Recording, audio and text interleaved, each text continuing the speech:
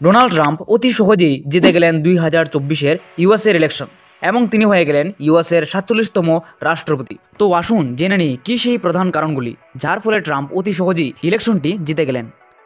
আপনি এখানে দেখতে পারবেন এটা হচ্ছে ইউএসএ অর্থাৎ ইউনাইটেড স্টেট অফ আমেরিকার মানচিত্র।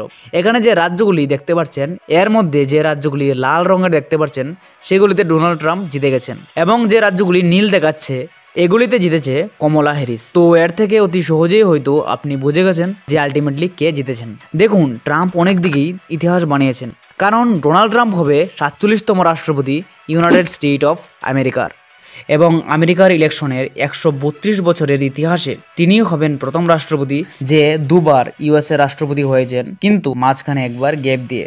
না হলে আজ পর্যন্ত আমেরিকার যে রাষ্ট্রপতি দুবার ইলেকশন জিতেছেন সবসময় লাগাতার একই সাথে একের পর এক এইভাবেই ইলেকশন জিতেছেন। কিন্তু ডোনাল্ড ট্রাম্প একমাত্র ইউএসএ রাষ্ট্রপতি যে একবার ইলেকশন জেতার পর পরেরটা হেরেছে, তারপর আবার জিতেছে।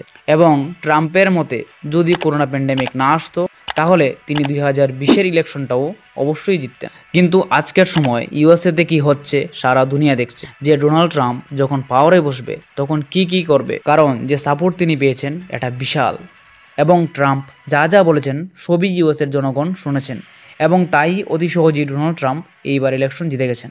এবং ডোনাল্ড ট্রাম্পের যে লক্ষ্য ইউএসএকে নিয়ে আর কোম্পানিজগুলোর জন্য যে ট্যাক্স কম করার কথা, সরকারের খরচা কম করার কথা, নেটোর কথা, সিকিউরিটির কথা, এই সব কথা সাধারণ আমেরিকানসদের অনেক ভালো লেগেছে।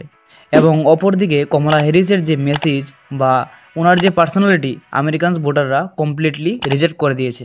এবং কমলা হ্যারিসের হারের আরেকটা কারণ হলো ওনার যে পার্টি ডেমোক্রেটিক পার্টি তারা প্রথমে জো বাইডেনকে প্রেসিডেন্সিয়াল ক্যান্ডিডেট হিসেবে প্রস্তুত করেন, তারপর শেষ সময়ে আবার জো বাইডেনকে পিছে টেনে নেয় এবং কমলা হ্যারিসকে সামনে নিয়ে আসে নিউ ক্যান্ডিডেট হিসেবে।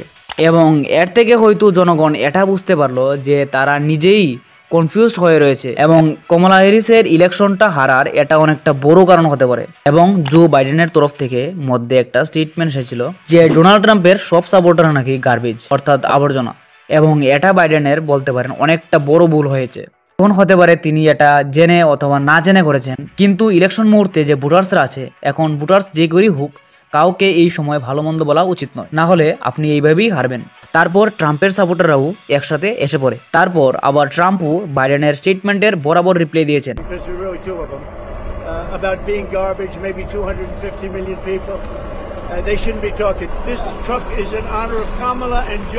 যে হ্যাঁ, আমি আবর্জনার গাড়ি চালাই এবং আমি ইউএসএ থেকে কমলা এবং বাইডেন নামের আবর্জনাকে সাফ করে দেব।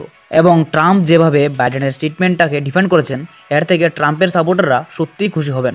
এবং এই সব কিছু ছাড়া ডোনাল্ড ট্রাম্প যেভাবে একটা গান শট থেকে মরতে মরতে বেঁচেছেন এর থেকেও অনেক আমেরিকানসরা ট্রাম্পের পাশে চলে এসেছেন।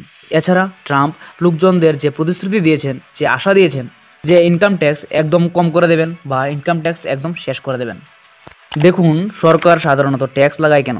কারণ সরকারি কর্মচারীদের স্যালারি দিতে হয়, সরকারের বিভিন্ন প্রজেক্টস থাকে, এছাড়া সরকারের বিভিন্ন স্কিমও থাকে, এগুলো চালানোর জন্যই সরকারের ট্যাক্সের প্রয়োজন। কিন্তু এই জায়গায় ট্রাম্প বলেছে যে সব কিছু চালানোর জন্য যে টাকার দরকার এই টাকা আসবে ট্যারিফ থেকে, এবং এই ট্যারিফ লাগানো হবে চায়নার উপর, ইউরোপ কান্ট্রিজের উপর, এমনকি ইন্ডিয়ার উপরও। তো ট্রাম্প এইভাবে প্ল্যান জনগণের সামনে তুলে ধরেছেন এবং জনগণও এগুলি পছন্দ করেছেন, স্বাভাবিকই, কারণ পছন্দ করেছেন বলেই তিনি আবার 2024-এ ইউএসএর রাষ্ট্রপতি হতে পেরেছেন। এবং আপনাদের ভিডিওটি দেখার জন্য ধন্যবাদ এবং এই সমস্ত নতুন ভিডিও সম্পর্কে আপডেট থাকতে সাবস্ক্রাইব করুন আমাদের চ্যানেলকে এবং থাকুন স্টে ইনফর্ম, স্টে আপডেটেড। ধন্যবাদ।